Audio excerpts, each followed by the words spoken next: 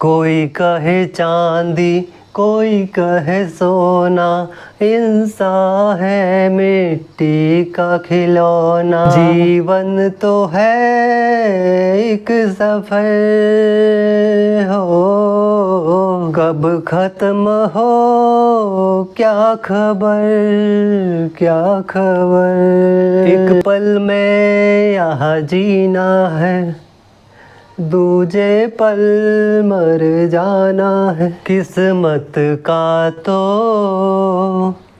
यही फसाना है।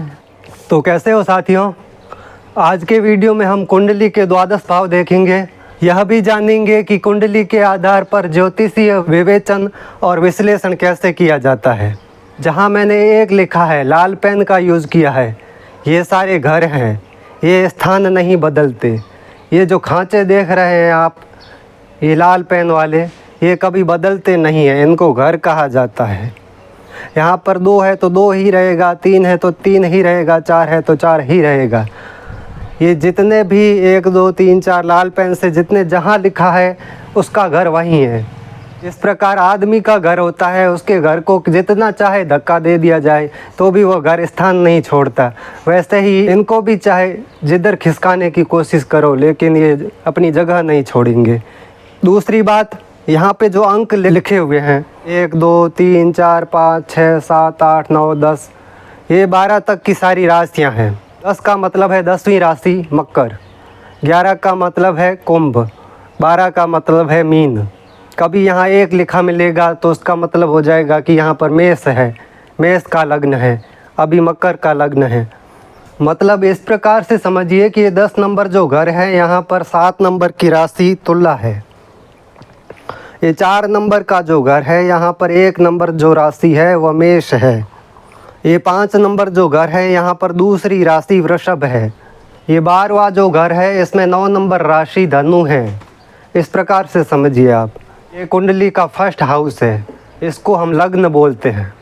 जहाँ जहाँ से मैंने लाल पेन का यूज़ करके अंदर वाले 4 घर बनाए हैं, ये चारों घर 1 2 3 4, इनको केंद्र के घर बोलते हैं।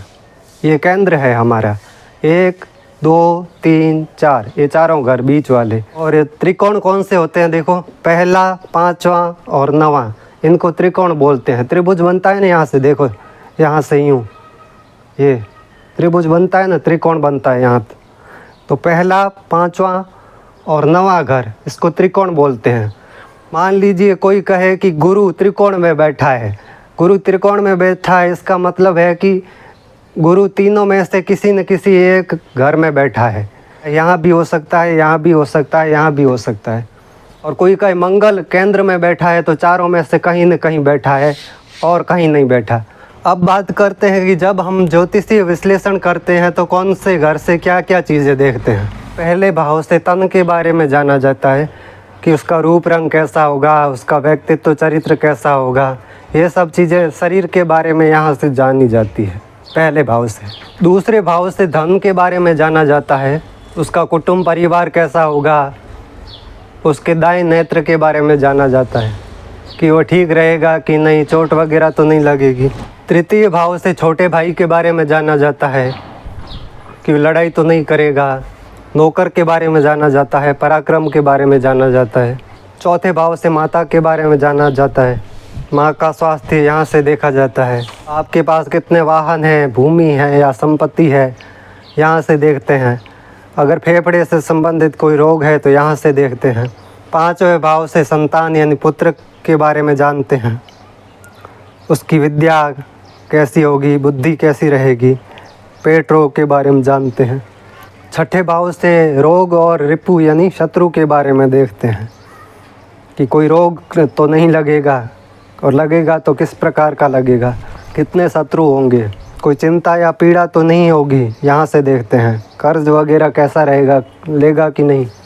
ये लग्न के सामने स्त्री या विवाह का घर होता है, यहीं से जननेंद्रिय संबंधी रोग देखे जाते हैं। कामेच्छा, तलाक वगैरह ये सब यहीं से देखे जाते हैं। 8 नंबर घर जो होता है मृत्यु का होता है, आयु का होता है, ये कितने साल जिएगा यहाँ से पता लगता है। व्याधि का होगा, कोई बीमारी तो नहीं लगेगी उस समय, उस दौरान। नवा घर भाग्य और धर्म का होता है। यहीं से पता किया जाता है कि आदमी धर्मवान होगा कि नहीं होगा, कुछ धर्म दान करेगा कि नहीं करेगा, तीर्थ यात्रा पर जाएगा कि नहीं जाएगा, ये सब यहाँ से देखते हैं उसका भाग्य। 10वें घर से पता करते हैं कि वो कर्म कैसा करेगा, कर्म का घर है। व्यापार करेगा कि नहीं, व्यापार करेगा कि नौकरी करेगा, उसका मान सम्मान यहीं से देखा जाता है कि कैसा कर्म करेगा वैसा उसका मान सम्मान यहाँ से देखते हैं। ये जो 11वां घर है ये आय का घर है। कितनी आय आएगी, कितनी बचत होगी, लाभ होगा कि नहीं होगा। और बड़े भाई के बारे में भी यहीं से देखते हैं, बड़ा भाई क्या करेगा, ये सब इसके बारे में यहीं से देखते हैं।